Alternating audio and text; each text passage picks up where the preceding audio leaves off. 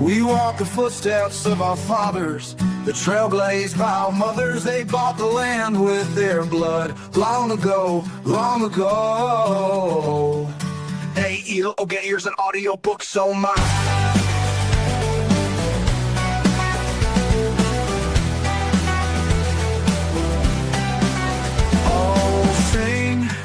Sing of Manetheren, oh weep for the blood of Ammon. Oh cry for Manetheren, long ago, long ago.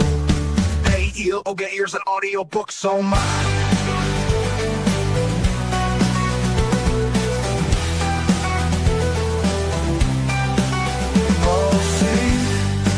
Sing of Manetheren, oh weep for the blood of Ammon.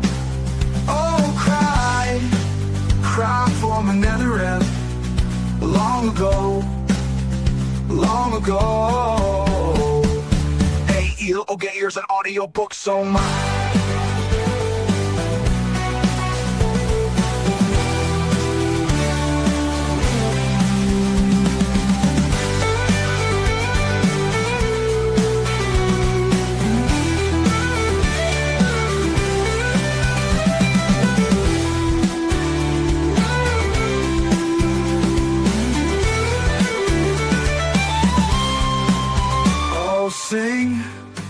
Sing of Manetheren, oh weep for the blood of Ammon.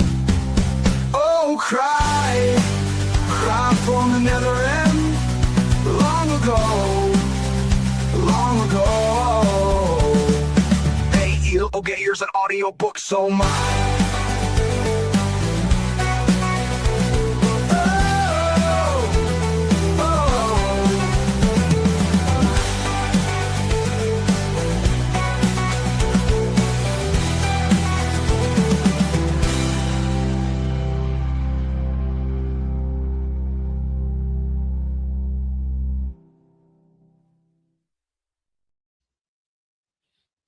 Hey. No turns and whatnot. No, the wheel turns here and the wheel turns there. Today it's just shits and giggles. Yeah, it's a supplemental episode. We're just here to do some chatting. Like Bind a Fool. Yes, we did start early today. I think moving forward it will probably be 12:30 to 2:30. To give Echo a half hour between his time getting off of work and starting this show, and instead of bumping it up an hour to noon and cutting into my sleep too much. Yeah. Well, he has a real job. He'll be getting off of work at it's noon our time, but it's 5 p.m. for him. Yeah. And so 5:30 he'll be starting that and then chewing the shit even after that. He's going to have a long Tuesday. So, which between Monday night and Tuesday night is a long streaming time for me. I do this one. Last night was video games. Later tonight is hanging out with Dylan and possibly some video gaming this afternoon with Annie. Who knows? Tuesdays be busy, yo. I'm looking forward to our, I believe Annie said in February, our video game fun of God of War. Yep. That's oh, yeah. Hopefully Berg will be there too. Oh, yeah. At least in the chat for sure. Links below if you want to follow everybody on YouTube. Lou the God, at Annie. Cupcake will be joining us here shortly, I believe. But until then, let's get moving, I suppose. It's just a general discussion. Join, there's the link in the chat. Yeah, don't porn bomb me. You're brave, brother. Yeah, well, Annie just went ahead and did that, so it's on her. If I lose my channel, I'm blaming you. Yep. Sounds good. No, it's a safe. I'm not worried about it. So we'll get into show versus book comparison here in a bit, I suppose. But really, there's a lot of comparisons. Fun for us is that Light Blinded Fool is also here, and he watched the show, so he could help with the bouncing between the book and the show with his knowledge, because it's always good to have another person to point reference to that isn't a pineapple saying it's not the book. I know it. I like the comparisons to the show because I I think I mentioned early on, I went through the audiobook and the book at the same time to see if there was differences in the audiobook and the copies of books that I had. And there were, because the audiobooks are early, specifically for this one, it's like they get an early print of the book. So if there were any errors, it's going in the audiobook because they have to read it, and anything that gets caught later by editors or the writer himself gets revised. Give me an example.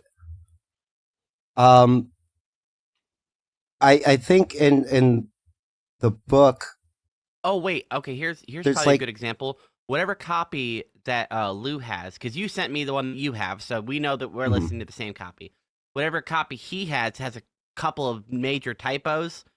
Character names are massively misspelled, which would explain his constant mispronunciation of everyone in the book. You're going to get that. L'Oreal. No, you're getting L'Oreal, naive. We'll just say I am not the best with names, so if I butcher the name, so be it. Well, and I know who you're talking about because all the names are fairly unique in the book. But like specific examples, it's only like a sentence here or there, or changing something, like from going to the Wine Spring Inn to going to the Queen's Blessing, like a correction like that. Like he put the wrong location in the wrong spot. Nothing serious, or that you would even notice, because it's like mostly innocuous stuff like that. So just stuff to like flesh out the day to day, not overall arcing lore. But that's what I want to get into is we compared the first book to a lot of stuff, specifically Lord of the Rings. And the dang lizard got me right here. You could just call it this little piggy. I know, and that's how. Let's add Mr. Cupcake. Thank you for coming in, Mr. Cupcake. Good to see you. Finally joined us back on the journey, just like a real book. You went and took a little split off. You had your own adventures during the time, learned some things, and now here you are back in the beginning. End. There's no beginnings or ends. That's right. Good morning, everybody. Yeah, I know. Good morning. I've been awake probably about an hour and a half ish. I got like 2 sips of tea in me. That's why I'm just babbling with no real direction. To clarify, Mr. Spurg, next week's book is The Great Hunt. Yeah, that's book 2. Should be The Great Hunt, and then the third book is The Dragon Reborn, I believe. We're not worried about the third book because we're only going into book 2. Okay. But 53 chapters to go. And they stay shorter in the first or in the earlier parts of the book, so which is nice. I do enjoy that. There we go. So yeah, good. Cupcake, you're here. We did make a lot of comparisons to, that's where I was going. Like Lord of the Rings and other fantasy novels that we have been reading. And this book is indeed a lot of walking, early on, or I should say running. Well, hell, Lord of the Rings ran too, dude. They had that spot where they were just running. Yeah, so it started right out of Winter Night. They kind of ran to Bear Lawn, and then from there to Whitebridge, or the Tarn Ferry, then Whitebridge. I don't think they got any real respite until getting to the Borderlands, really. Like, that's when they were kind of sort of not being chased. And that was only for a couple of days. And like I said, the Borderlands was one big difference from the show to the book. You're muted, Annie. You're muted, yeah. We can't hear you. Well, yell, sing, do something, shout. Miss Annie needs to reboot. Oh, no, yeah, no, it's a StreamYard update. You're right. It might be that. 2K was having that issue, like he would not be able to hear people. Well, he's always for whatever reason. Okay, well, real quick while we wait. So, what is the big difference between the Blight? I didn't really catch that part in the show so much. Okay, so in the show, it's just what's her fucking name? Now I can't. Moraine and Rand that go through it. they didn't have to fight nothing. They pretty much got a clear path. There was never no Green Man. Well, and I want to get Cupcake's opinion on that guy. I ain't gonna say clear path, but clear enough to where they didn't have to do no fighting. They get to where they're looking for the eye of the world. The eye of the world, and who they run into, we call him Blaguman, whatever the fuck. But on the show, he has no name at the moment. But come to find out, it's Ishmael. That's why. Okay, so they introduced him right away. Yeah. Okay. And remember, the two that they fought with the Green Man, they're not in the show at all. So the folks that I know from the show, I don't want to really mention too much going besides Ishmael because, his name has been dropped a lot. But there's a couple of others that we're going to see in season 2 and in season 3 of the show. But that was the big change. What else was there? At the Borderlands, like I said, the brother doesn't survive. He has a big old stake through his heart, and he's a wall ornament. He gets killed by a Trolloc. The sister is the one that does everything we see, we heard Rand do. She's the one that's bringing lightning. But again, she's channeling with other Aes Sedai, but they're on the weaker spectrum with the exception of Nynaeve and Egwene. What's the point of that change? Yeah, I could tell you what it is. They're really trying to push the Lady Aes Sedai presence as being girl power. And what is it, Cupcake, your famous saying? We cannot repel girl bossery of this magnitude. Yes, that was from, and we got into this a little bit last time, Lou. From day one, they were doing that. They were pushing that it could be, even from the Dragon Reborn, it could be any one of these 5, when in fact it could only be any one of those 3. So that they were trying to rope people in with current day. And that's what bothers me about adaptations a lot of time. And like I said last week, when I watched the show, I had no inkling of the book whatsoever. I knew there was a book that a buddy of mine told me, but I never went back to listen to it because I learned my lesson between reading Walking Dead comics and the what was the other one? Steven Spielberg movie that he did. That was based off of That was based off a fucking book that was so popular back in the day. I feel like there's a lot of those. War of the Worlds? No, not that one. Or they used a lot of the licensing, video game, VRs, and all this other bullshit. Oh, Ready Player One. Ready Player One. The changes from the book to the movie pissed me off. So I was like, I don't want to do that to myself again. You go on vacation. Great. Yeah, but that's why I asked you and Pineapple about the sister, and you guys were like, no, she's just a slut. So I was like, okay. Lou, did you like the book better than the show? Yes, because there's a lot more detail. Like I told him, I never knew of the Green Man.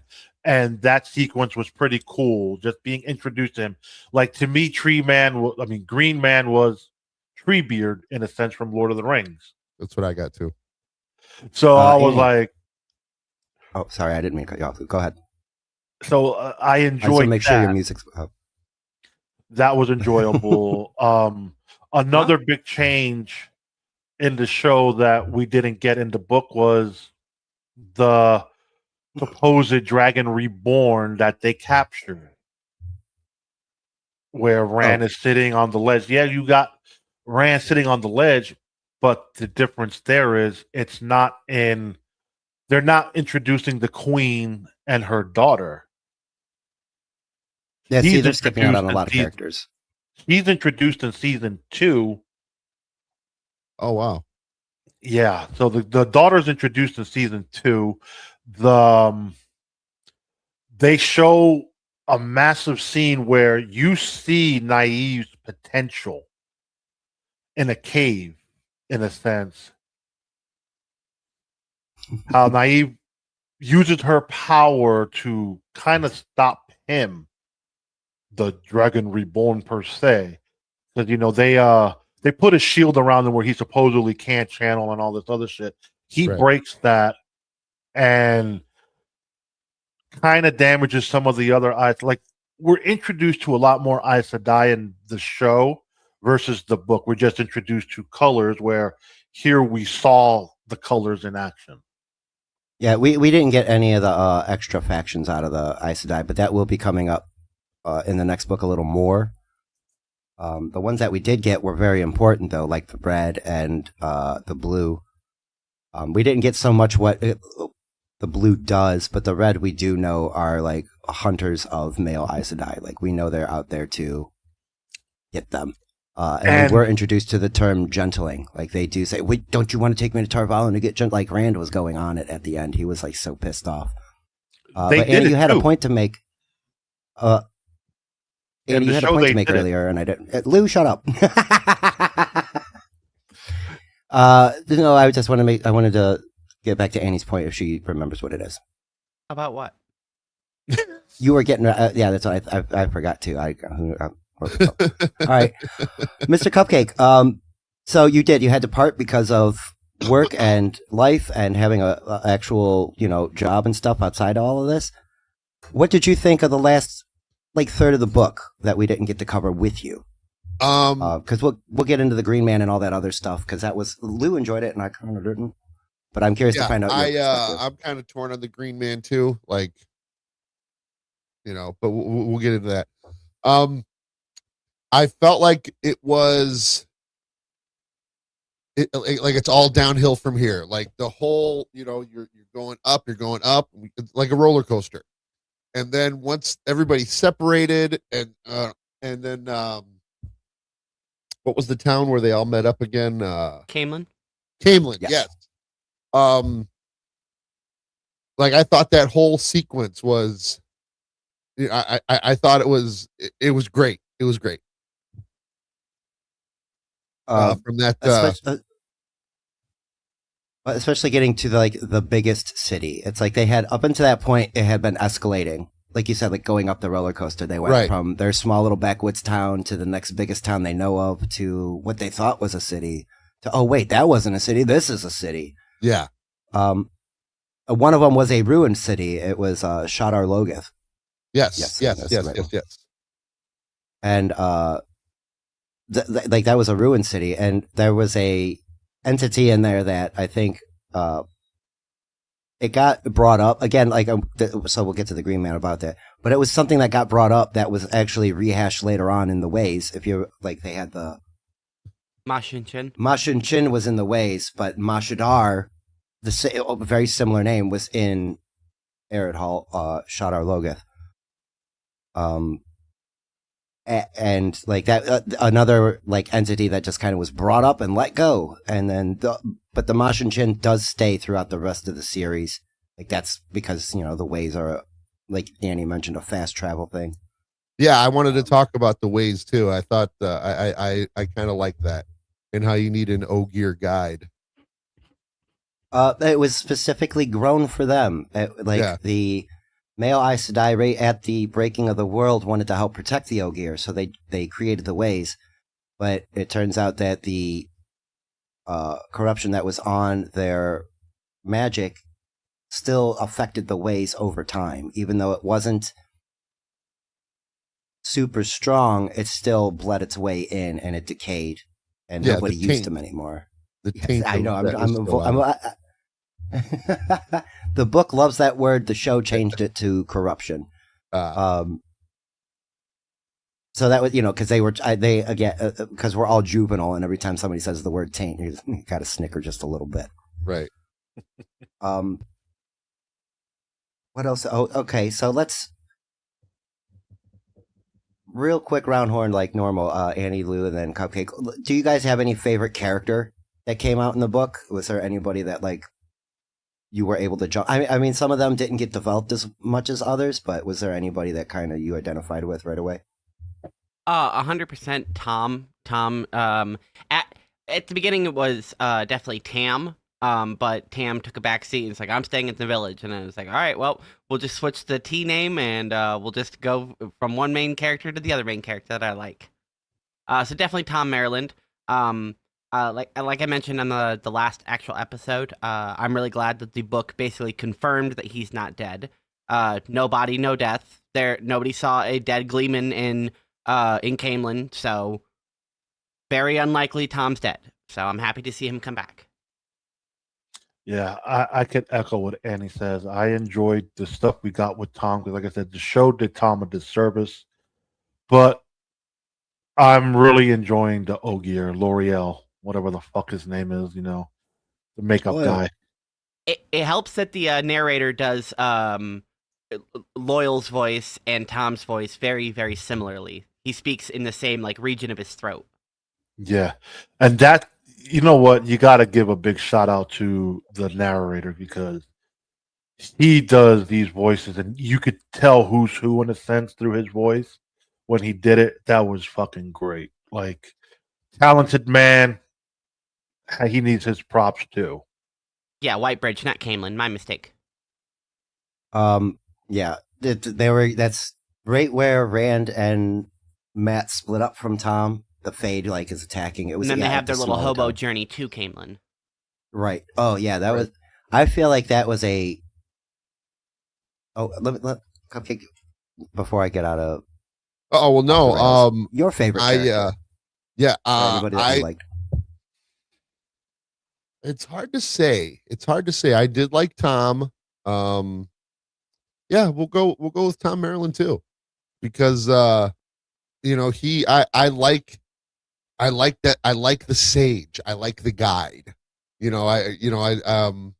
Because he that character, in any book adds so much. And when that character finally leaves, then it's a more exciting book. Like, what are they going to do now? But I did lost my train of thought. I was going to say something about Tom Maryland being the sage, and yeah. Well,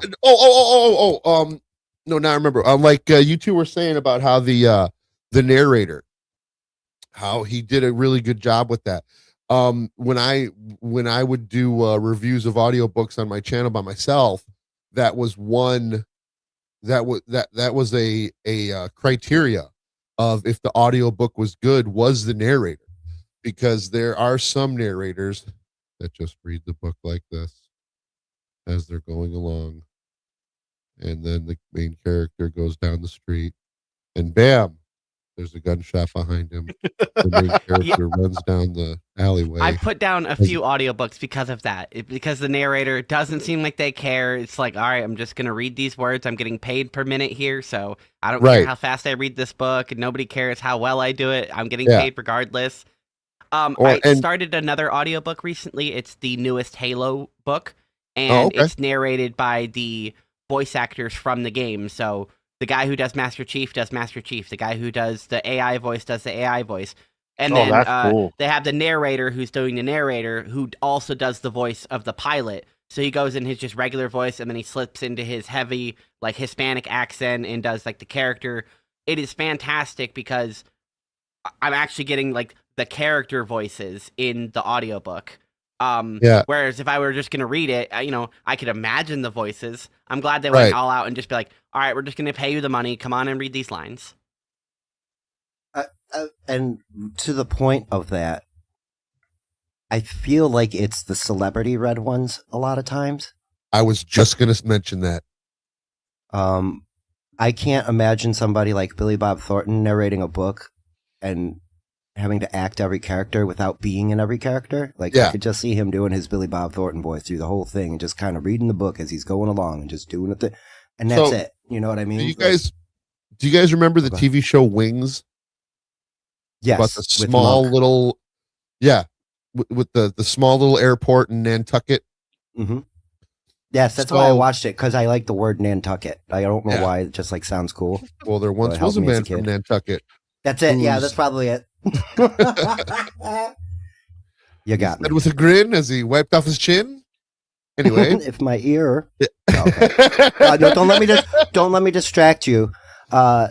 Wings, Nantucket. Where are we going? So take me. You know the two brothers. You got the one straight laced brother, and then you got the one kind of wacky brother who's yes. So the kind of wacky brother narrates the book It on Audible. Oh, okay. And it's a Stephen King book, so it's scary, right? Supposed to be scary. He narrates the whole entire book as they walk down the alley. They see the clown. I mean, everything is so over dramatic. As she broke the egg and put it in the bowl, she grabbed the whisk and made her scrambled eggs. And she put a little bit of salt. I mean, it's horrifying. Yeah, the whole book, he reads it like that. It's like, come on. Like, George Guidall. George Guidall is a great narrator, and Grover something, the guy who does The Stand, is another excellent narrator. It is definitely what hooks you in. If the guy's not reading well enough, or like you said, it's monotone and it just doesn't grip you, you're not going to get through the audiobook. You might as well read it yourself at that point. Which right. If in your case, you can't read and drive at the same time, and most of us can't do whatever we're doing with our hands. Whether it be cooking or cleaning or whatever. Another one job you're doing that I enjoyed was the Star Wars guy, because they put production into those audiobooks. Like, you'd get the music. Yeah, they do like Foley work and stuff. It's nice. They would do the music. The guy would do C-3PO, like, and sound like Anthony Daniels in a sense. See, that's not really an audiobook to me. That's almost like a radio play then. Right. You know what I'm saying? Like, that gets into a little bit more, because there are some. The mind. Yes, it does more of that. It tries to give you that. I prefer just the narration if it's an audiobook, but like, I don't mind other things. There are specific ones that the guy that finishes this series, Brandon Sanderson, has his own multiple series, and one of them is called Mistborn, and there's multiple versions. There's just a regular audiobook read by this guy, Michael Kramer, but he also has a acted out version, like if it was a show where, like you mentioned, Annie, where this guy is this guy, like one voice per character, and there's Foley work and there's things like that, and it makes it more interesting. It does make it like it can if they make sure to leave in enough of the descriptors. So I want to say, like, almost a year now ago, a podcast that I like released a reading of a story, and they read like every part of the story. They would take breaks and discuss the story and stuff like that. And I wanted to go listen to the like professional production of it, and it's basically like a radio play, but they cut out a lot of the like characters' inner thoughts and like the character typing on their laptop and like thinking to themselves about like what just happened. It's a lot more, this is happening and now this is happening. Okay, I'm talking to this character. And I feel like some things are gained and some things are lost because you don't have that description. And when I go to watch the Wheel of Time show, I know I'm going to have that constant comparison too, where I don't get those descriptions of how the characters are feeling and their internals. Like, when the perspective switches over to Perrin, I want the show to be able to make me feel like I've switched perspectives instead of just like a camera angle. And I know the show is going to have a very difficult time of doing that, making me feel like I'm in a different character's perspective. And shows rely on the actor for that a lot more. You're not getting, and Rand said this to himself, like, or something that is internal that gives you how he's feeling, his turmoil. Like when he's looking at Egwene, right? He's like, her eyes are these deep pools. We're not going to get that in a descriptive way. The actor's going to have to emote that staring at Egwene, and if he's not doing it, depends on his face, right? Like if he has a dumb face and he looks dumb when he's trying to be romantic, we're gonna get taken right out of it. Like, you're so beautiful, Egwene. Yeah, a lot of internal monologuing. That's especially from that guy. Yeah, and that's hard to do in a visual medium unless you have like anime style where time pauses and the screen gets a little like white vignette around it, and then they have like an echoey where you can hear their thoughts. Yeah, unless they do that shit. Yes. Yeah. The Chappelle show, and like there was one where Dave was like having like these. He was on a date, but he was just like daydreaming like that. You can't do that in a show and expect it to be taken serious. No. I'm sorry. I also wanted to mention the wolf powers that Perrin had. I don't know how you guys interpreted this, but like my thoughts. I was kind of disappointed that by the way, you're a wolf person. You're a wolfman, Harry. Yeah, right. After everyone gets to see Perrin again and they see his yellowing eyes and they see all that, I'm getting a feeling it's not necessarily, like you're born with it. Like it's like werewolf. It's like a disease. Like he caught the wolf thing. I that's how everybody's approaching him. Yeah. That's what the way everyone's approaching him about it. Like it's something you catch. It's he was with was Ezekiel? Was that his name? No. Elias. And because his proximity to Elias, like, okay, well now I'm passing my wolf, my wolf powers to you. And I like that. I liked thinking that more than, oh, you're a wolf boy. Come over here. I've been looking for one that was born so many years. I don't know if it's catchy, but yeah, the way it's introduced does feel a little forced. It's like, oh, you just kind of got this power now. Like it's just happening. If it had been hinted throughout the book that he was being like stalked by wolves, it would be different. And then it finally comes to a head with Elias explaining why he's been being stalked, because they've been trying to reach out to him or something. But it's only one time. Yeah, exactly. Only one time. It could have been brought up like as early as the first time we get Perrin's perspective, where he's alone in the in the stable waiting for people. He could have, instead of like looking around and deciding, oh, I'm not going to check the rafters where somebody's hiding up there, he could have been distracted by a wolf. That could have been what distracted him from looking up in the rafters and not finding Tom. He could have been like, okay, I'm going to go check the rafters. Oh no, I hear something outside. Oh crap, a wolf. Oh, why was there a wolf here? There's nothing. Yeah. Weird. But it does feel just like suddenly here's your wolf powers. Yeah. I would like to, for, writing it off, I'd like to imagine that it's something that is deep-seated in your DNA or your, I don't know, celestial soul thing. And then because of proximity, it's like, here you go. It's wakened up in you now. Okay, so you're taking a little bit of both. Yeah, I don't know. I don't want to say I don't like stories that do this, but like, where it's, you were born with these powers and, now they're just awakening. I like the Spider-Man way to get your powers instead of being born with them. So I think the show did a better job introducing Perrin's powers than the book, because it's gradually introduced. Like he starts to sense things. Him and Egwene are being chased by wolves. Remember in the book how we get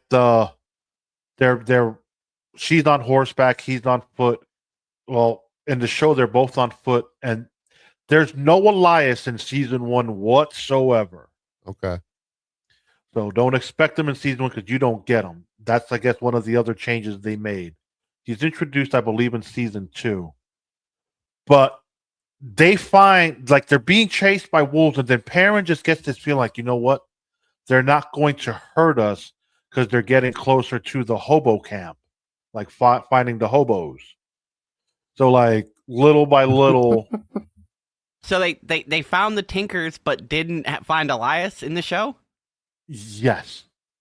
Why not just Weird, cut them right? both? Yeah. Well, But see, you can't cut. play a bigger. You can't part. cut them. Yeah, I can't. Without spoiling anything, I can't tell you why they have to be there. But they have to be there. At that time, they have Elias, to be there. They could just meet him any other time. that's true. They If could you're just meet them moving things somewhere around else. and doing whatever you want for show's sake. But that's then- that's the whole thing. That's what started making a lot of the book people upset, is because they were shuffling shit around and pulling shit if you're from gonna here and shuffle putting some it shit there. around, shuffle it both around. Like Elias and the Tinkers meeting is directly interlinked. If you're gonna take one of the Right. characters out of the meeting, why not just take them both out? They're both unimportant, really. If you're gonna have Perrin just get wolf powers, and that's the whole point of that interaction at all, cut the whole thing and just give him his wolf powers. Mm-mm. You see, the interaction in the book is vastly different because it means more. Mhm. I can't remember his name. Rain and Elias have a very, not a deep discussion, but an important discussion, because it paints how the Tuathalan and the rest of the world operate, and how Elias himself as a lone wolf operates. You know what I mean? Like, there's things about Elias that are supposed to reflect in Perrin later. Like, you're seeing how Elias acts, and now Perrin is going to end up like him, you know, but that's not necessarily the case. That's us being bigoted and stereotypical. Like, oh, you know, like, you see one person, you think they act that way, blah, blah, blah, blah, blah. Cutting Elias would have worked in the show. It could have worked. But the Tuathalan would have had to been a later meeting. They're an important group of people. You can't just cut them.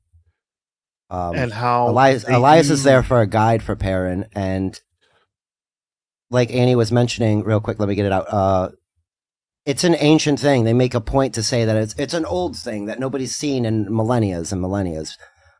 So he could have been born with it, but I don't think it would have been brought out until he would have met a wolf. And what, like you guys said, there was no reason for it to come out or activate or manifest or whatever word you want to use. There's no reason for manifest is a that good to one. activate in him until somebody else comes in and is like, hey, you have this power. And it's like, oh, whoop, cool. Let me turn that on. And the only time that I know for sure that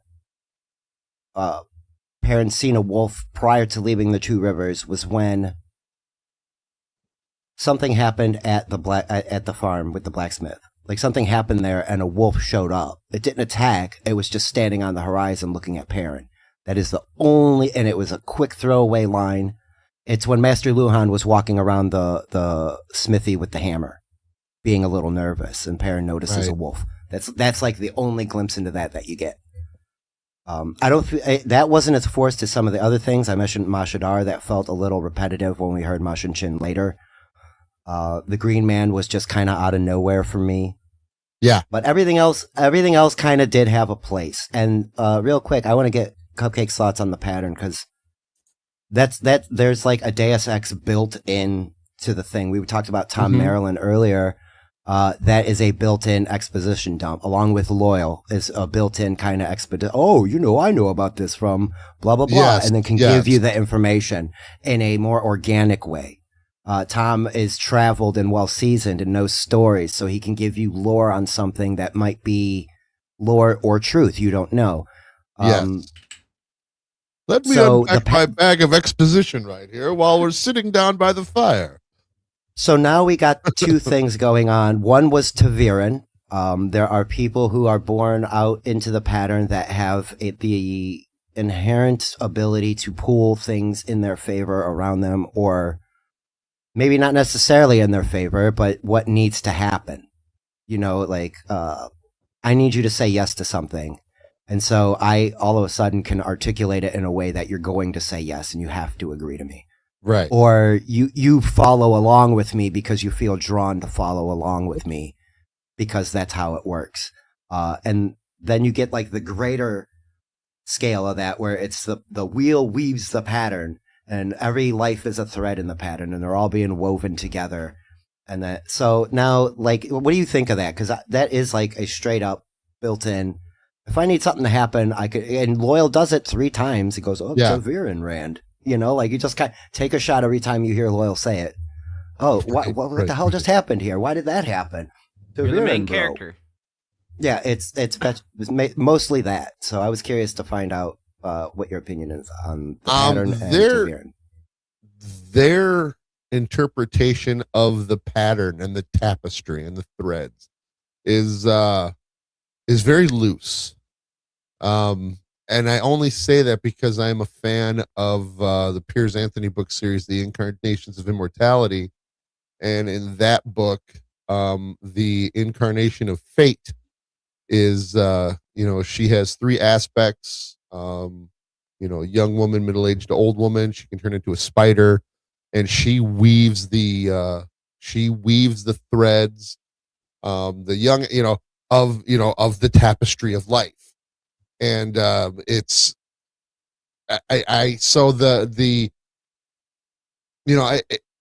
I find it, not that I find it confusing. It's just loose.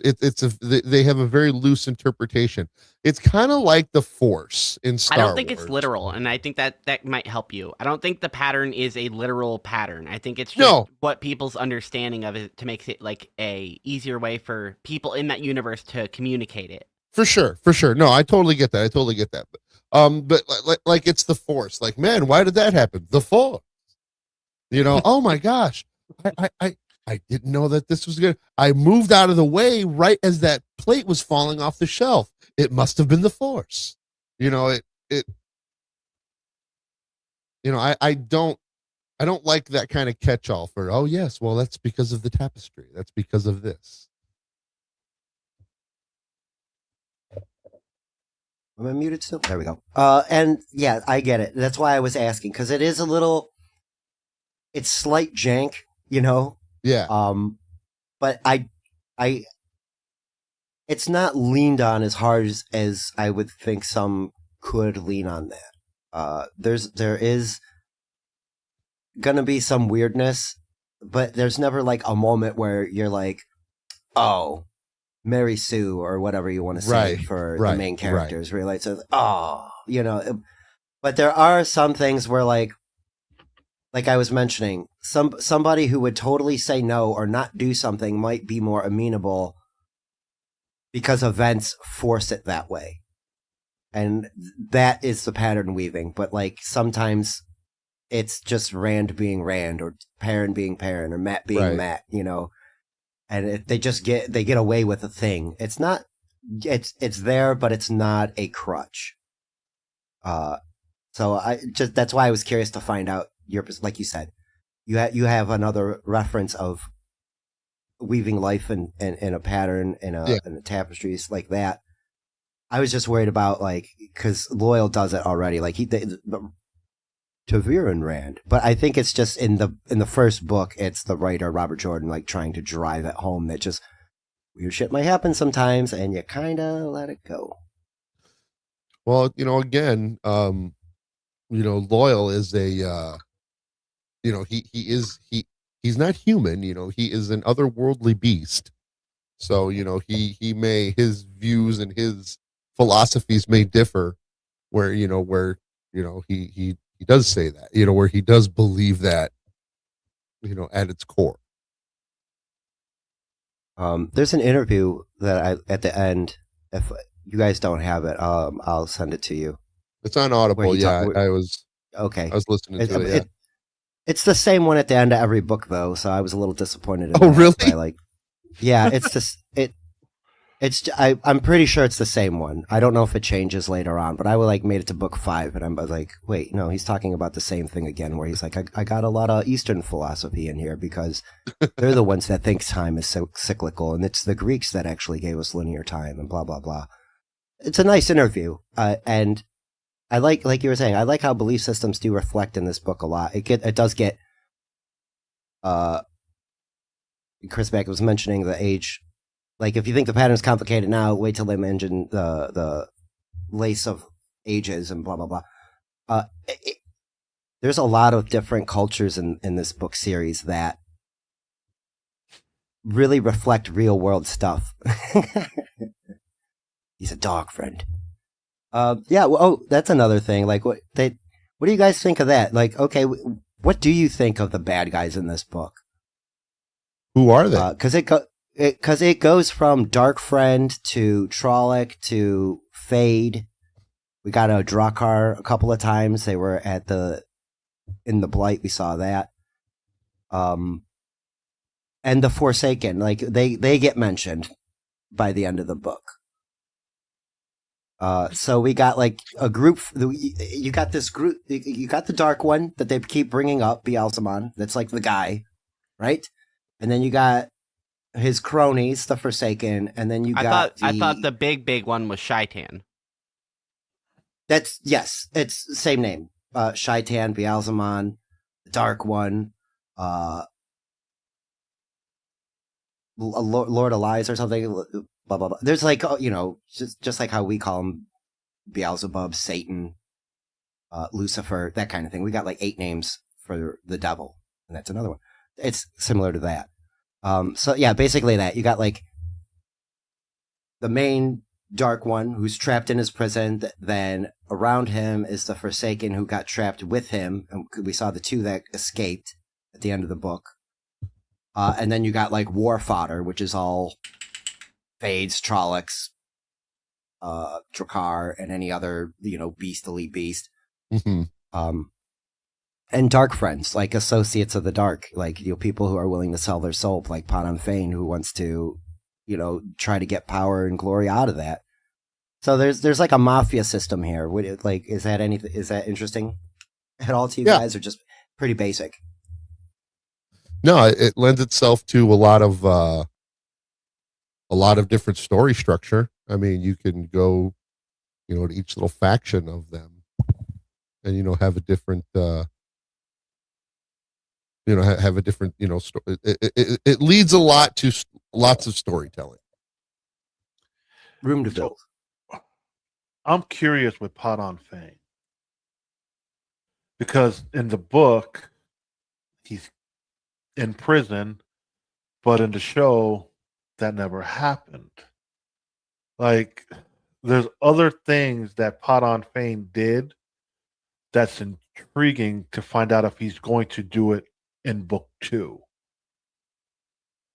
So it's like, I want to mention it, but then I don't know if it's going to be a spoiler in book 2, so it's kind of... It will. I'm not reading your mind exactly, but I think I know what you're going to bring up. And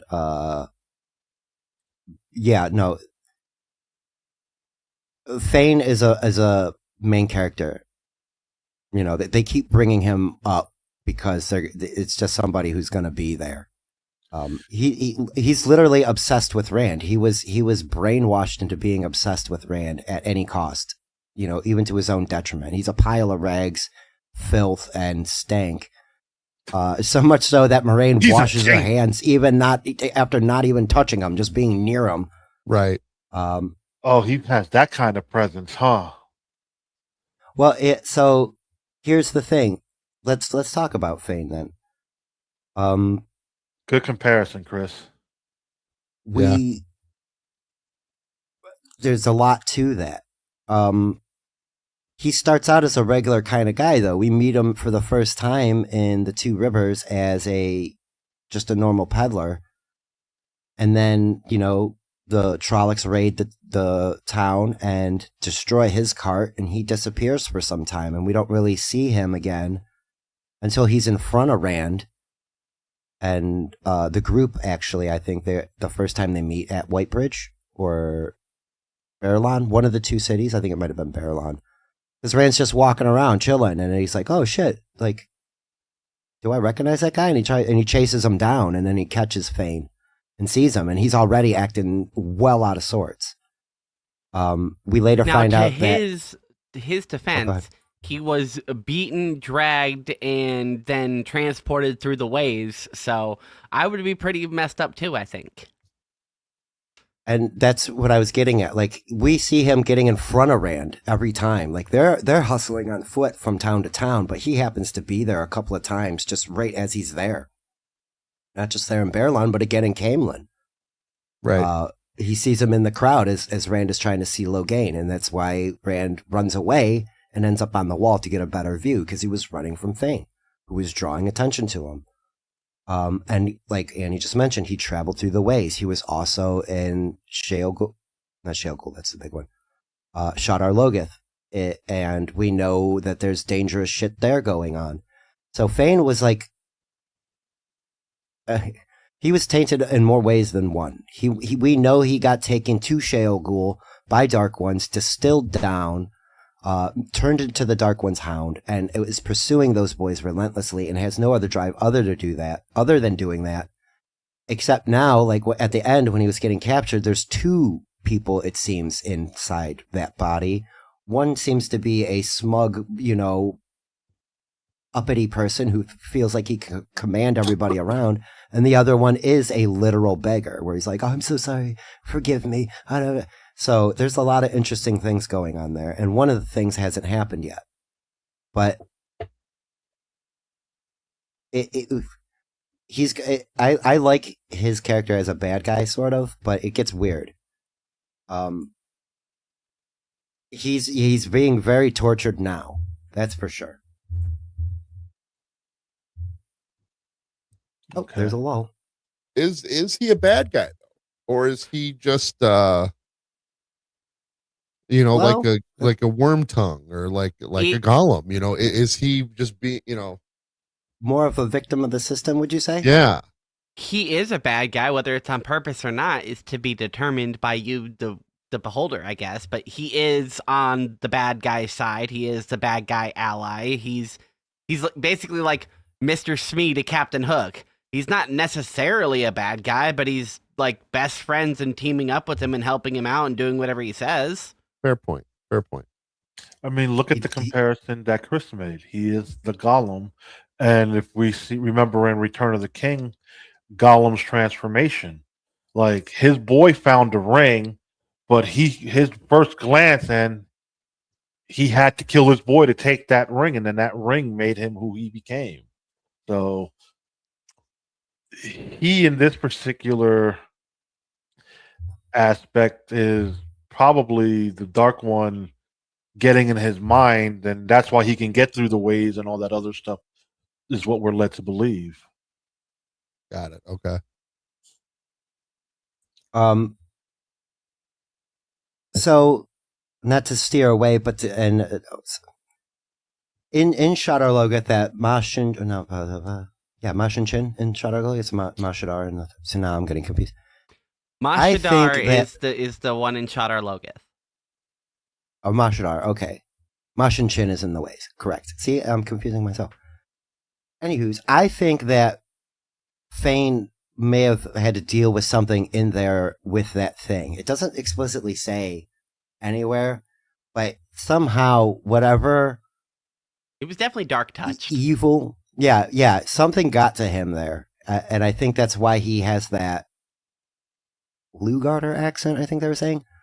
Where he's like, Agomar was saying, for 1 second he's being, I can't think of the word, but the next second he's commanding people like they're his servants. I think he picked that up from that spot. Because we hear about the mayor being the one who started all that evil there. And I think that's the evil that escaped with Thane. Because he's stupid, who knows if he took treasure or not. Speaking of... He needs some money for travel. Exactly.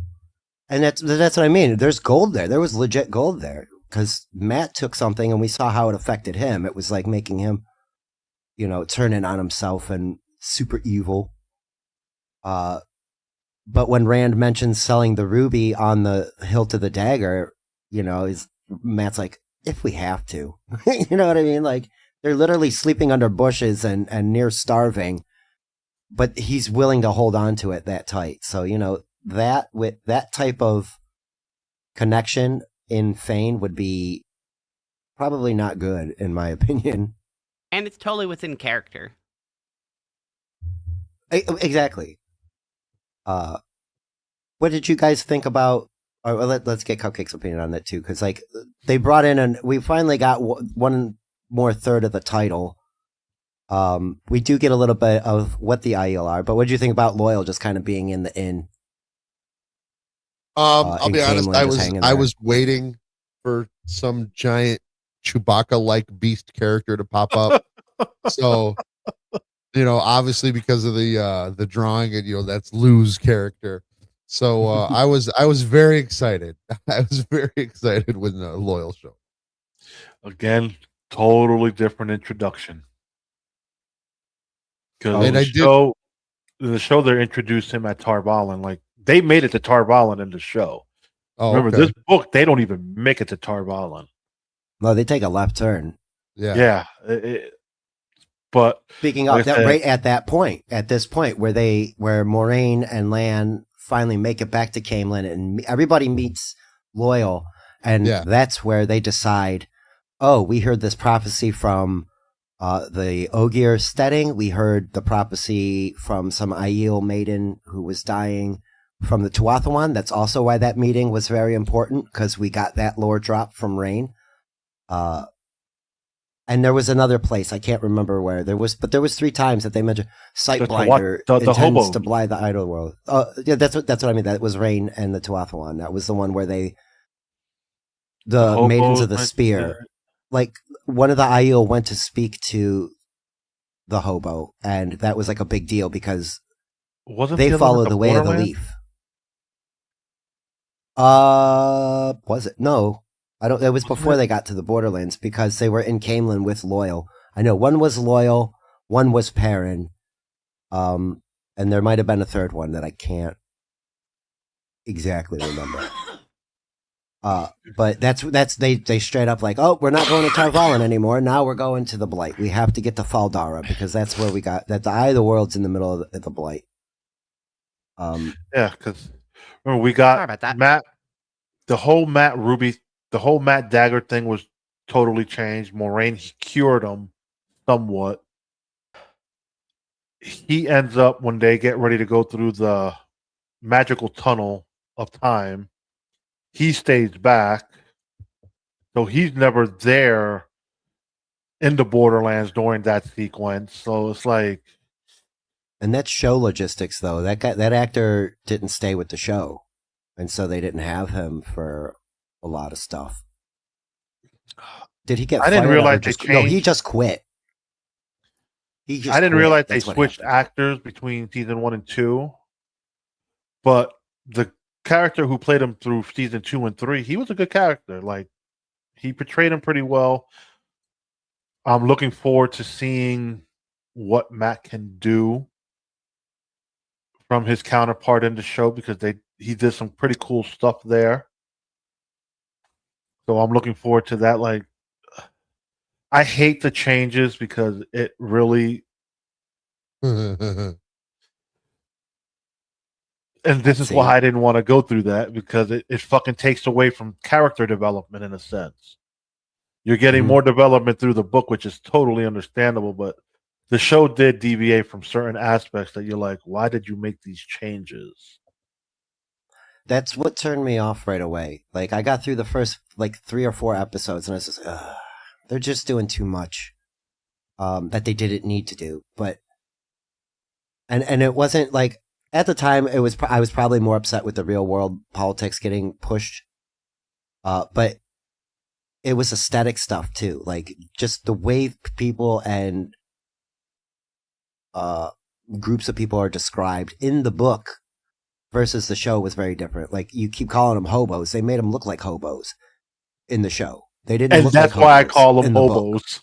But they don't look like hobos in the book. In the book, they're way more described as like gypsies. Yeah. Yes. Yeah. They're bright colored. They're not dirty in any way. They're just, or whatever you call those people. Pikeys. Can we say they're not dirty Right. though, bro? If you're traveling with no showers. Well, there's not. They take baths. Everybody's like, there's no showers because it's medieval times. Yeah. Again, understandable, but these people are traveling with no water in sight besides whatever little bit of drinking water they have. Granted, who's to say they didn't have gallons of water in their little caravan to Getting bathe? sweaty, dancing all night, fucking eating food. Nomads chilling. like that, they travel with the river. They're never too far away. Because of that, you don't want to be far from water. Yeah. Just as a human being, you don't want to be far from water. Right. Unless, you live in the desert, but then you kind of learn things. I can drink a cactus. All right, so let's see. I'm trying to think of where to go because we were just kind of talking about things. We were on the Matt character. We talked about Perrin a bit and the wolf stuff. What do you guys think of the main character, Mr. Rand? Like, he's pretty much a whiny baby for most of this book. I have to agree with Young Old Vibes on that one. It's part of Robert Jordan's thing. It's not Frodo accepting the ring and I will go on this journey. It's I don't want to go on this journey. And so now we're getting a petulant main character that just is, he's very childish. I'll bring him up. It's very Karmic X. He finally gets out of his little tiny town. Sees the world and watches the world grow so much in front of him, but then is rejecting it at the same time. Because I just want to go back home and herd my fucking sheep, man. That's spot on, actually. Unfortunately, for a modern man to be, in the regular world, Right. to not get out is almost your own fault at this point. The Valley of the Two Rivers. Right, the Valley of the Two Rivers. So, and that's Rand had responsibilities to the farm and things, so yeah, I get it. And we're told this is a little town in the pocket lint of the entire world. So he finally gets out, and then holy shit, man! Barelon's a town, man. This is a big city, and even when the boys first see it, Lan and Tom both snicker at him like these fucking rubes. Like the two well-traveled people are laughing at these three boys because they are very much boys, even though they're approaching 19, 20 years old. So opinions on Rand as a main character? You want to go in order? Annie, Lou, then Cupcake? Yeah. Even though it's kind of a free-for-all today. Right. Unfortunately, I think I have to kind of agree with the general statement. Rand kind of sucks. Like, he has a lot of room to grow, but it seems like his character, he doesn't want to. Perrin is what... And we lost. Oh, is that me? No, that's Annie. Okay. Because she's frozen on my side. Okay, then it's Annie. We'll come back to that. Mr. Luke. Knowing what I know, I enjoyed Rand. Am I back? No. Yeah. There you are. You got Spectrum. Yeah, I'm thinking so. I think I have to agree with the general consensus that he kind of just sucks. Like, he has room to grow and be a better character, but he is stubborn and belligerent and childish, and he doesn't seem like he wants to or has any need to. He doesn't care to. Matt hasn't had a chance to the entire book. He was, kind of evil. So now that he's back to normal, we have a chance for him to grow and be a better character in the next couple books. Perrin, at least, is trying to and has sort of accepted his thing, although, begrudgingly. At least he's accepted it and kind of has, put it in his pocket and like, all right, that's what I'm carrying. Rand is still just denying everything. So out of the three, Rand is kind of intolerable. That's a good word to use. Mr. Lou. Like I said, seeing what I've seen, I enjoyed Rand. Rand was fine. But can he be insufferable? Sure. He had his moments in the book. Give him that.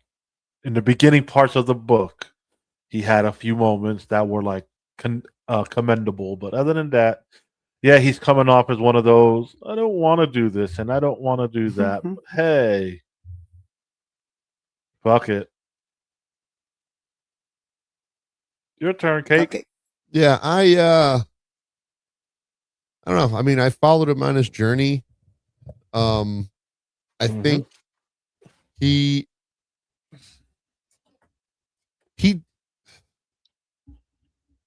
is he just being willfully ignorant about what he is? Because it's been, it's being That was a brought good up question. so much, and it's like, dude, just accept it. Like, ask questions now. Like, come on. I understand you like your homeland, and you're a Two Riverser, but come on, dude. Like, you obviously see shit is going down. You obviously see you're different. Like, dude, like. There's things that he is not willing to come to terms with. Tam not being his father. Tam's my father. He has dad issues there. At the end of the book, he finally realizes he can channel. Like, it took him a minute to even go back through the memory. Yeah. And realized he had a sword of fire in his hands or whatever it was, like a light saber, for lack of a better description. Yeah. And Moraine even tells him. Yes. That you can channel and blah, blah, blah. And he's like, you're going to use me for a false dragon. And they get into a little argument about that. At the end, he realizes that he can't go home. He gives Egwene a nice big hug. Never home again. He's crying to himself, Yeah. So I understand it a little bit, but and like Annie said, there's plenty of room to grow now for him. But it is very babyish. He is like just running from it. He's being willful, like you just said, Cupcake. Is it willful ignorance? Does he just keep denying? I'll just run away and hide and be all alone. Yeah. Is that gonna work? No. We know that, but I think he thinks that he can escape it, and we know it ain't gonna happen. The wheel weaves as the wheel wills. Yeah. Oh, and even Lan says that to him. Like, he's like, so you didn't change your mind? And Rand snaps back, would you? And he's like, okay, well, you can leave and be free and do whatever you like, according to the wheel. Like he slaps that on the end there. Like, you really don't have a choice, brother, but try. And that's a weird thing about, like, you can get into that philosophical, why, if time is cyclic, that you kind of have less free will. I don't necessarily subscribe to that whole thing like that. Like, subtle changes alter things in future turnings. You know what I mean? Like, yeah, I tend to agree with that. But it's not drastic. Oh, they make a point to say that. Like, oh yeah, I could move from the farm to the city. That's a little change. But if I tried to go from being a farm boy to a king, that's a big change, and the pattern won't let that happen. Yeah. So in my opinion, you can go from farm boy to city boy. And then the next turning, you go from city boy to councilman. And then in the next turning, you go from city boy to councilman, then maybe to mayor. And you know what I mean? Like, so your life might get progressively better, but over multiple millennia of time. Yeah. So you can't just do that in one go. At least that's my perspective. I think it's kind of fun. No, I agree. To be able to chat about that kind of stuff. I don't know. Wait, so go ahead, to recap, the end of the book, they did their job, so to speak, and then literally we're just given another book objective just in the treasure chest. Okay, that I find lazy. There was no lead up to the existence of that horn or some mission of it needing to do anything like that. They had one mission which was suddenly derailed when they're like, oh, hey, the Dark One's about to strike at the Outer World. Oh, fuck, okay, well, let's get there and save it. Cool, we saved it. All right, now here's another side mission to distract you from the original first mission. They can go. You guys have to do another. It just seems literally out of nowhere. In the last couple of lines in the book, there's like, here's a horn. Go bring it to the south end of the world now. It's like, well, to be fair, they didn't know that was going to be there. It was thrust onto them. It's not like they were looking for it. Neither did we, the readers. It was just, here you go. Here's a fucking MacGuffin for the next book. Here you go. They have to transport this horn. It's not a MacGuffin though, because they didn't have, like, the story isn't built around finding that thing. The horn does have, it is a plot device now to get to Ilion, but it's not a story based on looking for a thing to make a thing happen. They were doing a thing already, and they found something that makes something happen. For a guy that is seemingly a great writer and builds in a lot of things that can explain needing to not be a great writer. It's just so out of nowhere. I do concede they did mention the Green Man once or twice throughout the book as like a legend or a fable, and then boom, he exists, and then he dies, so he wasn't important anyway. Right. But like,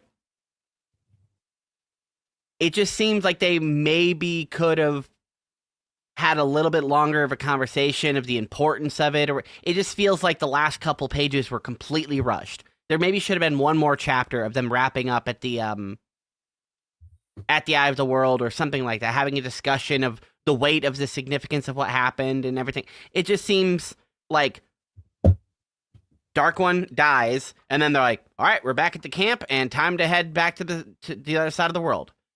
That seems like how it was paced. And if it was a TV show, this whole end of it would literally have wrapped up in 10 minutes. And it just is like...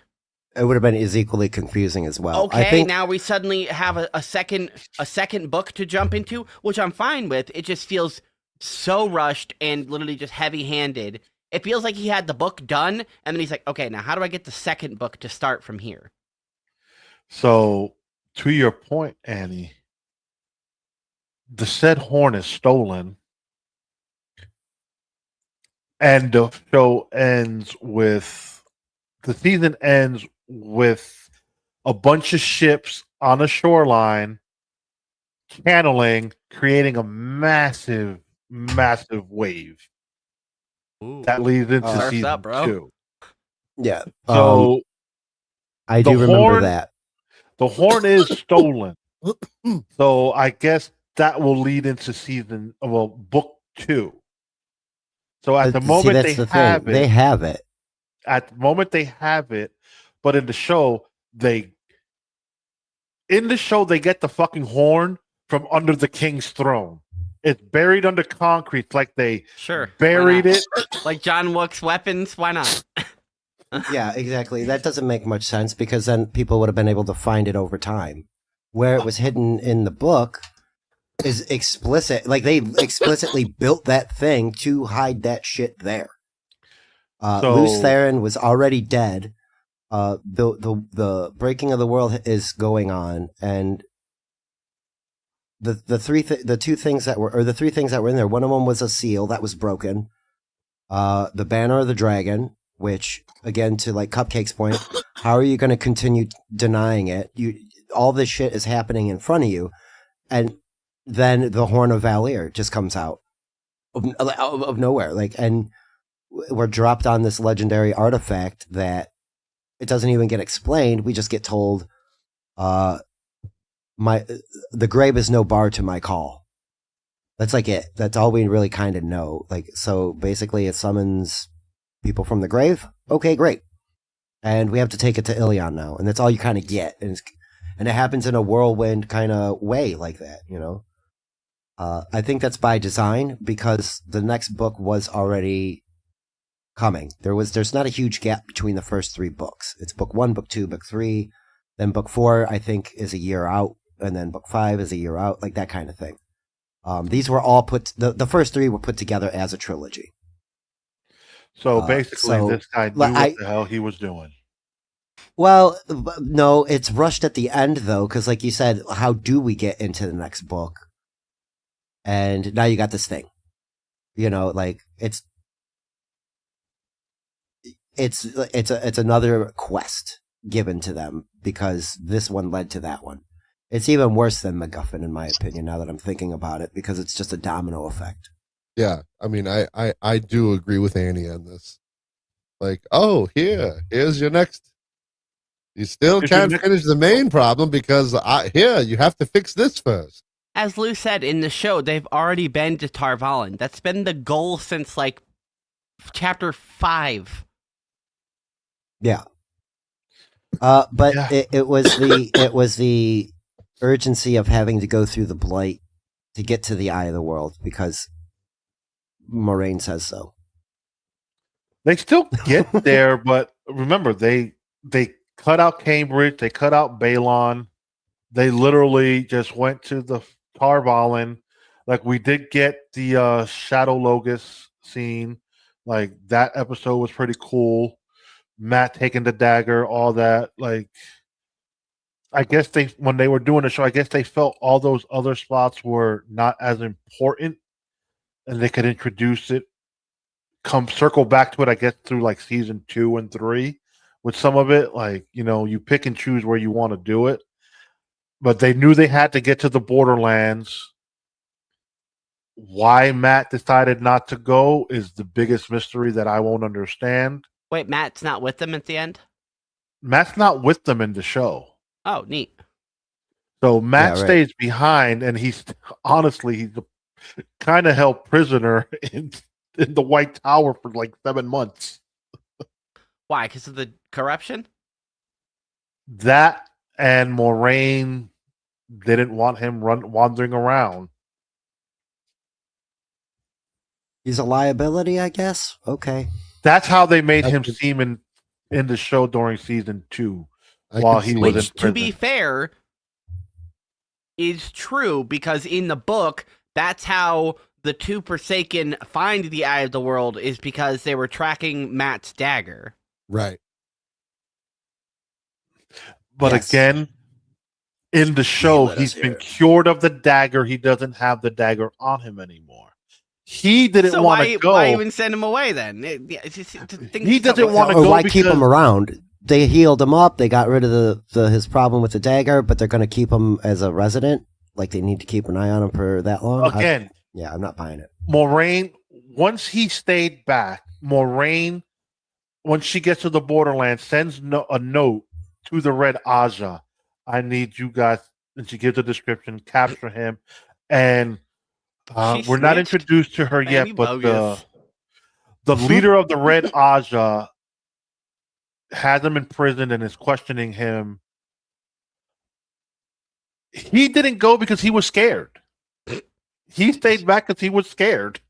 And the way you keep describing Matt from the show, it's like they did another character wrong. Like I didn't really pay attention to how bad they made him look. Like they made him a degenerate gambler. That's not a thief too. Yeah, and that's not. He's irresponsible, immature, but not a bad person. Like he's up for a prank. He's up for fucking people, but he's not gonna lie to you about it. He might be a little deceptive, but.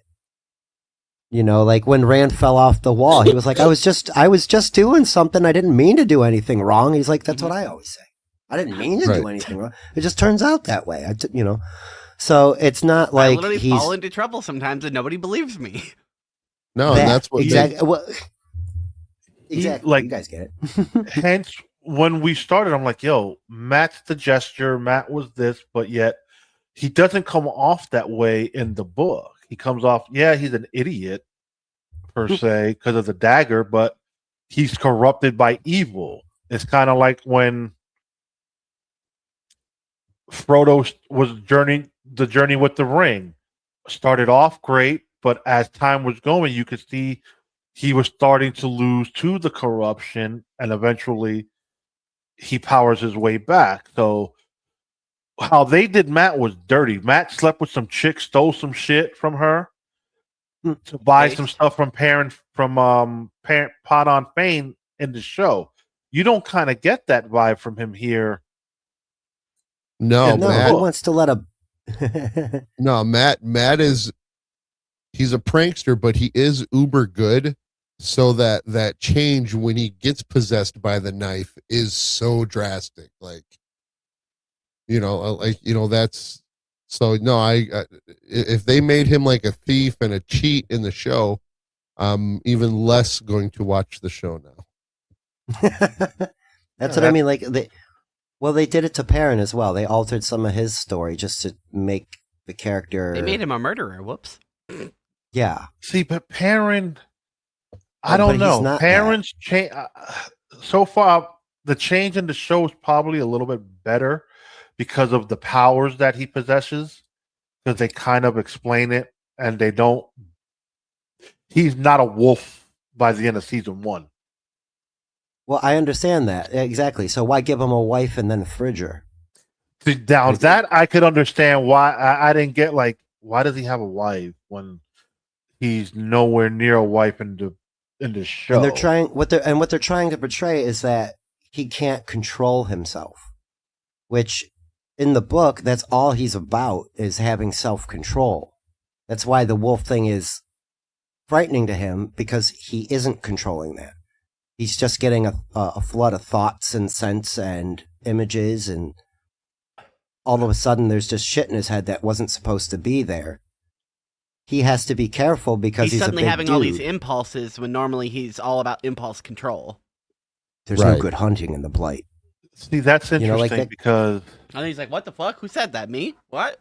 Yeah, right. Like, where'd that thought come from? Because by the end of season 2, Perrin's in control, and in the book we lose Hopper early, if memory serves me correct. In the show, we don't lose Hopper till almost the end of season 2. Hopper.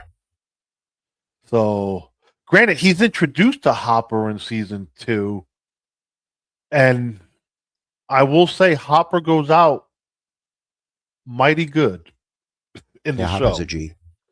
Hopper does go out like a G. So, like I said, they did Elias totally wrong on the show. They just made him a straight up tracker. He's just a woodsman. Really? Not per se a woodsman, but like you saw the photo of him that I shared with you, Spurg. But he's just introduced in season 2, like, yo, who the hell is this guy? And then reading the book, it's like, okay, now I understand who he is from the show. But they totally did it totally different because he's helping them search for the Horn of Valir. Oh. No, see, and that's where they put that is weird too. Because Algomar, as soon as he saw it, he's like, I need that shit. Give me that. And Moiraine was like, nope, you can't have this, dude. This is for something else. Mm-hmm. Oh, man. Yeah, right. No, a couple of times he gets disappointed. He's like, Moiraine Sedai, I need you. You can just go channel some shit at these bad guys for me. Help us out. Speaking of that, so what do you guys think about the battle at Tarwin's Gap where Rand starts kind of getting his powers? And then does that thing where he sort of teleports and then does magic on all the bad guys. And Agomar sees it. He's like, I know what I saw. I saw a motherfucking dude channeling, and that shit shouldn't, that's not good, man. That's not good. I think Agomar, gain. He escaped and ran all the way up here just to kill a bunch of people. So his soldiers were like, oh, we saw the creator come flesh and save us. So no, right? But that's to Andy's point, he got there super quick while one of his lieutenants couldn't get there. He missed the whole battle. He ran like the Flash. Right off. Dude, Ingtar's great. That's another side character that I like because of that. Like, he's like, I missed it. I missed the battle. Thanks, Moiraine, you bitch. He just doesn't say it though. You give Ingtar a couple of years, and he might end up like the White Cloak assistant guy that was beating Perrin. Child Buyer. Yeah, Buyer. He's gonna end up like Buyer if you give him a couple of years. Just matter of fact. He'd be like, no, I've been screwed over so much by my line of duty that all I care about is getting the job done. I'm never going to fuck up one more thing ever again.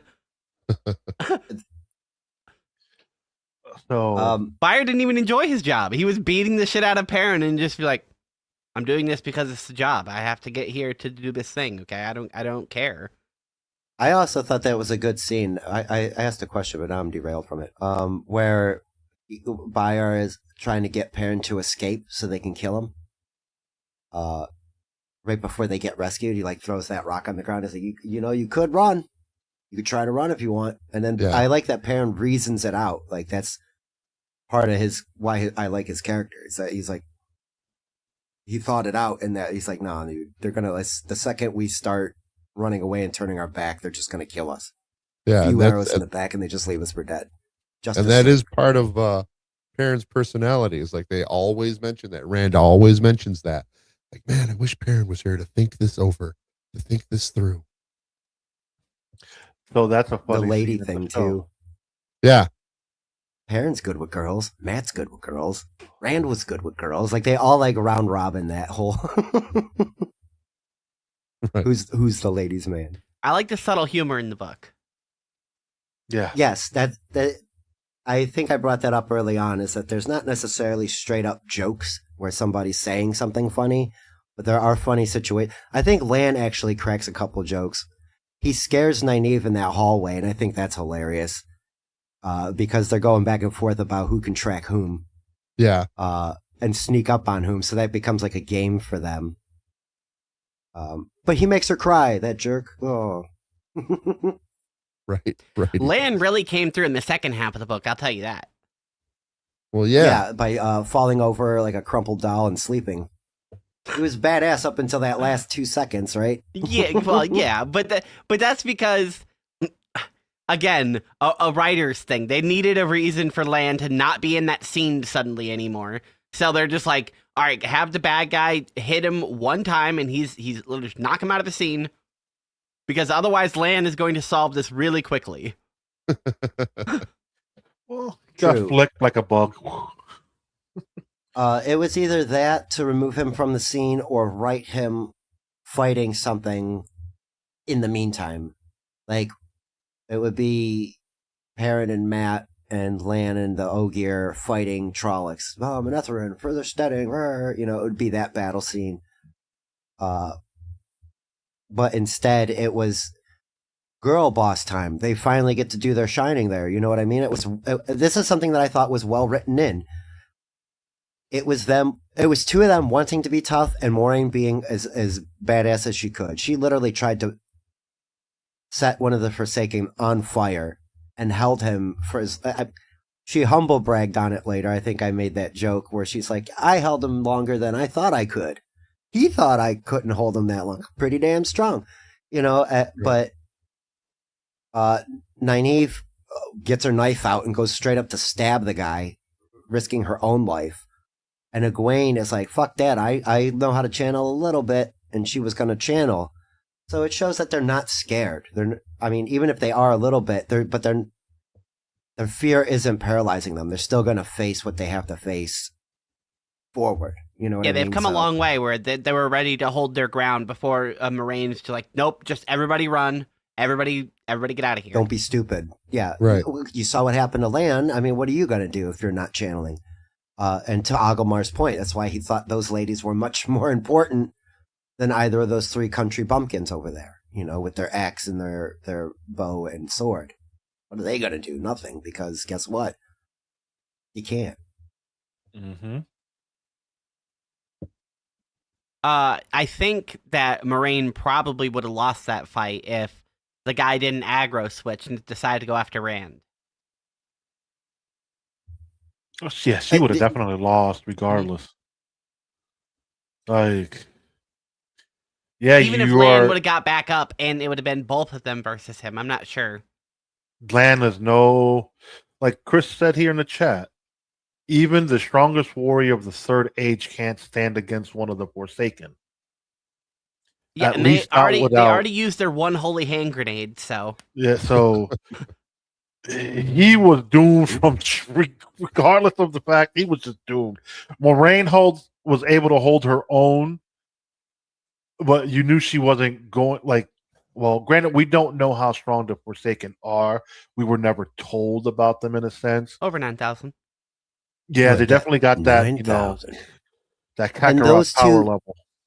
Well, and those two were near death anyway, though. Like the wheel had ground them down because they were so close to the edge of the Dark One's prison. So they were going to die, one way or the other, more sooner than later, because Agenor was the oldest one, and he couldn't even speak anymore. He was literally almost a skeleton with skin Balthamel was wrapped the other around one him. that couldn't speak. Oh, okay. That it was Balthamel then, and Agenor was the one that was the aggressor and trying to get Rand. Was he the guy from the prelude of the book? No, neither one of those two are from. I always Prologue. forget the guy in the cloak's name at the beginning of the book. That That was he said it like his original name, but yeah, he's also that was one of the Forsaken Ishmael. as well. But Ishmael, thank you, is like that's the current name. Black wrote. Because and like Blinded Fool, they know that's who that is. But I was trying to remember because he gives his full name in the prologue, like who he was way back when. He's out of the Forsaken. He's probably like you saw him there fighting Luce Theron in the prologue. So out of the 12 of them, he's probably the strongest. Those two weren't very strong. So Moraine holding her own, a seasoned Aes Sedai fighting a near dead Forsaken. Okay, that's the name I was looking for. Alan. Thank you. Yes, that was the name. That was the name. I couldn't remember it either. Yeah, right. That guy's neither one of those two were that guy. Agenor and Bathama were their own. And we'll get more lore on them later on. But okay, so since we're there right now, like, what did you guys think of like Cupcake? The Green Man just came out of nowhere too. That was another thing. I think that's more egregious than the Horn, in my opinion. Even though he died and it was just like a one-off thing, it was just like, and he did get mentioned, so fair enough. But it was just there. Even the way you find him is just literally just kind of. Yeah, they just mention him, and they break their own rule with its rule, which doesn't make sense. Why would give the rule if you're going to break the rule? You can only meet the Green Man once, except for Moraine, because she's cool, so she's going to meet him twice. Yeah. No, see, that's where I think she grabbed Loyal from. She knew the connection between the Ogier and the Green Man. But like that's what I'm saying. It's just like it's the rule is that you can't meet him more than once. So like Moraine should have not been transported where everybody else should have. They made the rule and then immediately broke the rule by being like, "Well, my need's so good that I fuck the rule." Is that rule, or was it just, they say you could only meet the Green Man once? Green Man says it.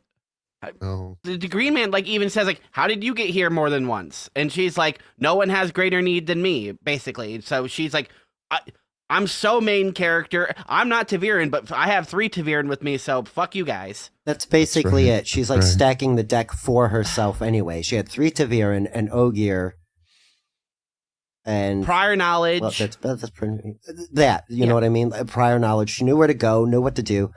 So it was stacked in her favor, in my opinion. But that's what I'm saying. It didn't need to go down that way either. Then, though. If it's going to be just fuck the rule, because, and I believe you both said, you and Eckel said, that they don't come. The Green Man doesn't come back. They don't come back here. The Eye of the World. They don't come back to the Eye of the World. So the whole point of the Green Man just being shoved in as a way to get to the Eye of the World, it felt literally out of nowhere. Felt like Tom Bombadil in the Fellowship of the Ring. Just shows up, kind of starts doing stuff. Yeah, I'm Tom Bombadil. Like, okay, who the fuck are you? Oh, like I hated Tom Bombadil. I'm so glad he wasn't in any of the movies. I think a lot of people were. The mentioning of the Green Man was weird to me because, Treebeard, Lord of the Rings, or pagan lore, the actual the Green Man, Tree Man thing there. Yeah. And then the big hippie scene where he's got butterflies around him and we're growing shit. It's nice and all of that, and yes, it's all right, thank you, but. Again, I wouldn't have done it that way, I don't think. After going through the Blight and then just seeing this, safe haven in the middle of the Blight, only to have it squashed away. Okay, right. Great. Yeah, you rug pulled me on that thing. But that's it. So, I think it was just a little, here's mashed potatoes and French fries. I'm like, I don't need it. Right. Captain Deadpool, something is different. Yes, I know. The pineapple has no filter on today. Eckel is on vacation. Cupcake has rejoined from his journeys back to our journey. We've all met back up just like our fellowship normally does. That was something I did enjoy. There was a couple of things. In fact, Cupcake, you posted a picture of that big crater that was made by a cow. And immediately I thought of that. Oh, go ahead. Explain. Yeah, no, that was the meteor crater in Arizona. It's pretty huge, and it was the meteor that caused that huge crater was about the size of a cow. And anybody who tries to get to the center of that crater mysteriously dies. Right. So that was like one of those Vale Doman stories, like that he's seen that somewhere. So when I saw you post that picture, I was like, "Yep, that's exactly what that is. Just a big hole in the ground, and nobody knows why it's dangerous." Because it was, but that's amazing to me. So, like, what did you guys think of the world building? Because that's what this book was. This entire book was just, now you know Randland for the most part. You know, did you guys get a good sense of where he grew up, all the way up until how the world works a bit? Yes. Yeah. I still generally need more world building. There was a couple of times where I felt like I needed a map because you kind of just go from one place to another, and unless you're able to communicate or visualize the scale and distance, things kind of just become muddied and unimportant. Because at the end of the book, they mentioned that they have to basically go as far away as they are home, but like again, in the opposite direction. And unless you have a map or some way to really visualize that, or, you know, backtrack in your head, like, okay, so how far did they go? Which direction did they go? You know, you kind of like lose track of that. And on top of that, we are only, at least in this first book, only introduced and talked to about like one continent on the planet, and like it's only one chunk of the world. There's like a southern continent, there's some places west, you know, it's like this is the eastern continent, so like I guess Asia if you were to compare it to Earth. And we don't even know much about it. We only know a couple of towns here and there. So I'm excited for more world building, because the more information, even throwaway lines like, oh, there's a town somewhere made completely of glass. I'd be like, ooh, that's cool. I can think about that. You know, you can just imagine things like that and never have to go to them, never have to explore them or explain them, because it's a fantasy world. Like the bridge at White Bridge, they're like, I don't know, it's some old world material. Nobody knows how it was made. We lost that technology. We lost the knowledge on it. We keep it pristine, because if it breaks, then we're fucked, and we're gonna have to build a bridge. And this has lasted so long that we forgot how it works. So we're gonna keep this one going. That like bridge that in particular can't be destroyed. Whatever it's made out of it's impossibly. It's like a static material. Yeah, it's like it's lace glass, but it's so strong that it won't break. Like, it's just been there since the Age of Legends, and that's why it's White Bridge. It's just kind of hanging out there. It's pretty cool. Where did I missed it? There was a comment. Yeah, good thing there's a map. There is a map. I did give them the map. The disadvantage of the audiobooks, correct. If you got Cupcake and Lou, if you need like the Randland map, just ask me. I'll DM it to you. Right. The one that I showed Annie, a lot of them, there is a bit spoilers. Like, it does. You do now. You know that there are other like areas. One of them we specifically won't find anything out about, and I'm not going to tell you which one. Haha. I've been to a couple continue. of parts of the land through the show, and like a buddy of mine was like, "Man, I didn't like that season." I'm like, "Dude, it's world building. You got to, like, we know we're getting a season 2. Season 1 set up the world in a sense. It's like that's what season 1s of shows are basically about, is world building, and you hope that you'll get a season 2 out of it, and they can continue. Book 1 was world building. Book 2 will continue to expand the world. By the time we get to book 14, and by the time we get to book 14, we would have traveled the whole world and back probably 4 times just to go fight. So we're going to see how it all plays out, but it's fun. Like I said, so far, I'm enjoying what we're learning. Nice. Cupcake, overall thoughts? I loved it. I mean, like I said, the last third, the third act of the book, if you will, was great. You know, the escape, from the prison, the two narrators, and going back to one, going through Carvalin, like just the whole, the ways, just all of that. I liked the ways where it was like, wormholes. I liked Matt, getting, the knife corrupting Matt, like, okay. And, he's fucked, like what is going to happen with Matt now, because of this knife? Is he going to become a Gollum like character? I'm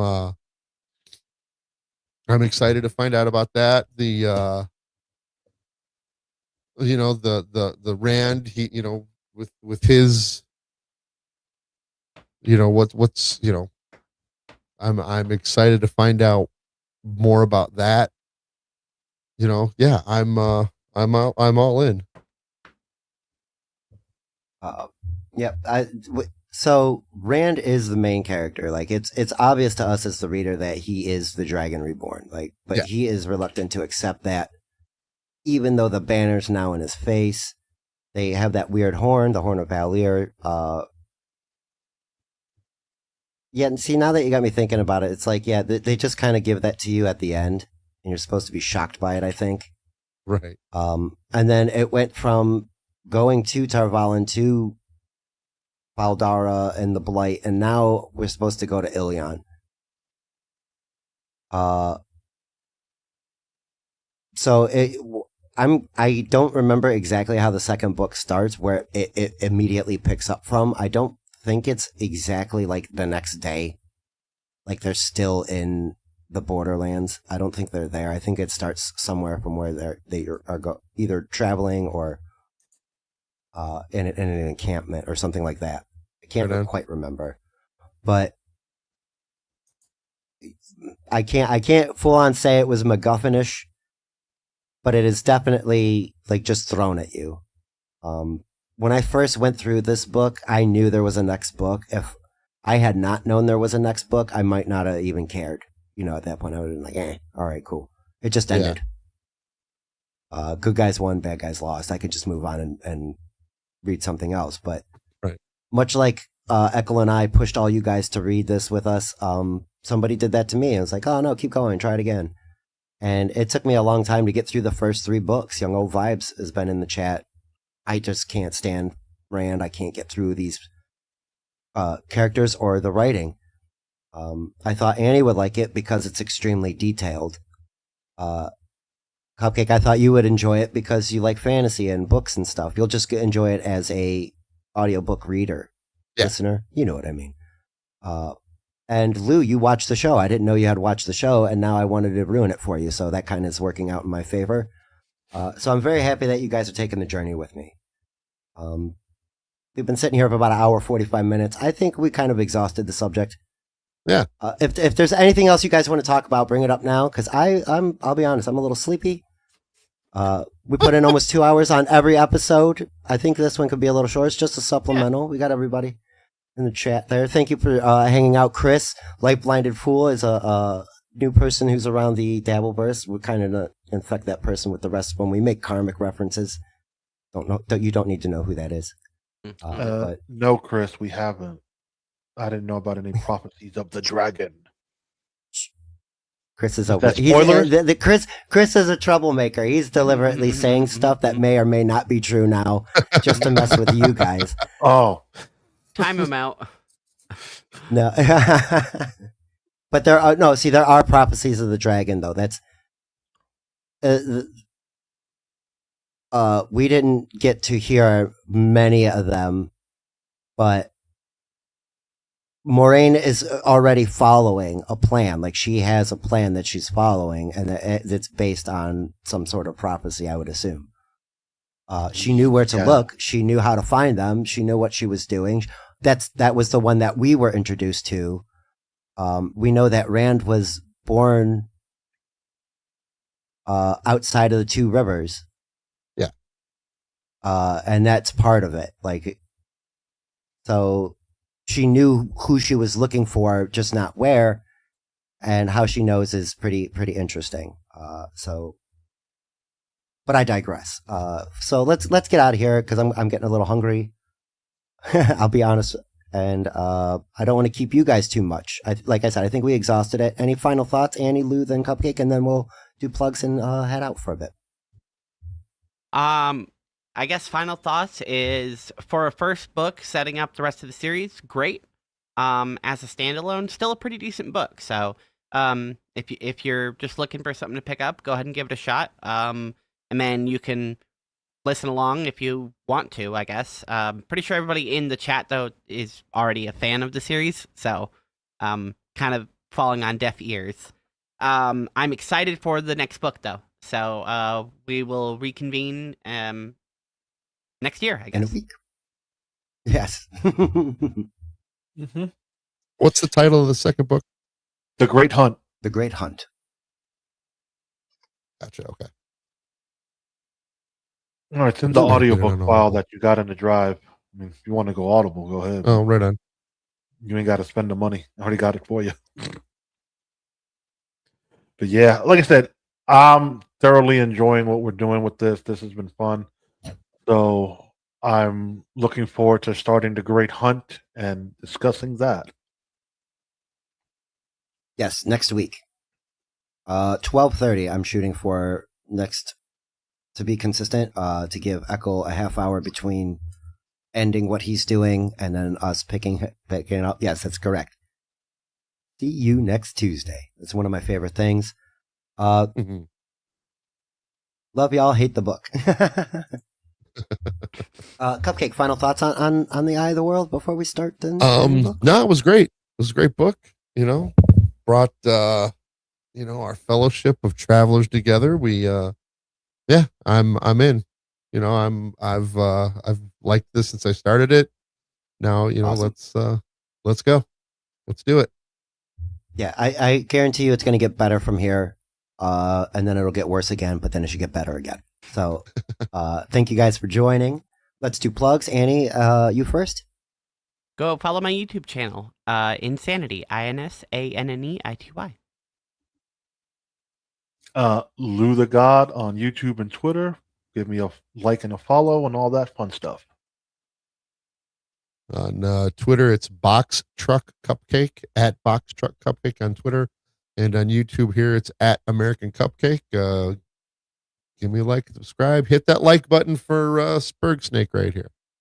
Hey, thank you so much. Yep, you guys are already here watching. Links below in the description for all three of these and Mr. Echo Pineapple, who's on vacation this week. We just decided to get together and catch up with Cupcake, and I wanted to get everybody's final thoughts. Thank you guys for joining. Next week we will do the first three, the prologue, chapter 1, chapter 2 of The Great Hunt, and we'll see what is up with this MacGuffin, the Horn of Valier.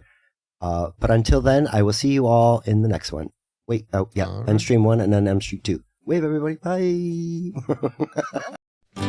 We were the footsteps of our fathers,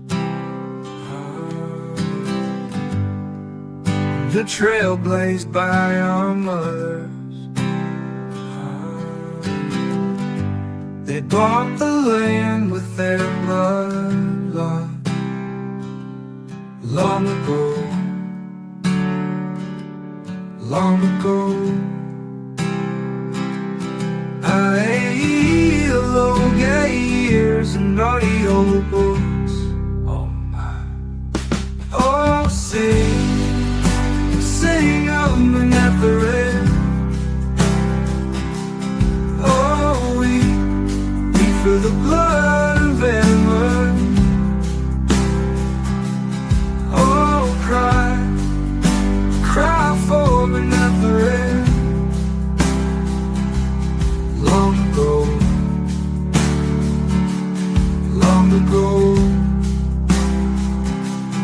Aiel, Ogiers, and AudioBooks. Oh my.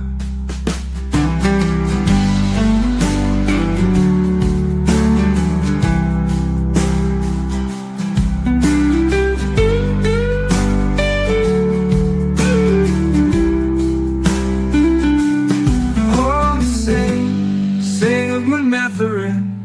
Oh, we weep for the blood of Aiel. cry, cry for Manetheren. Long ago, long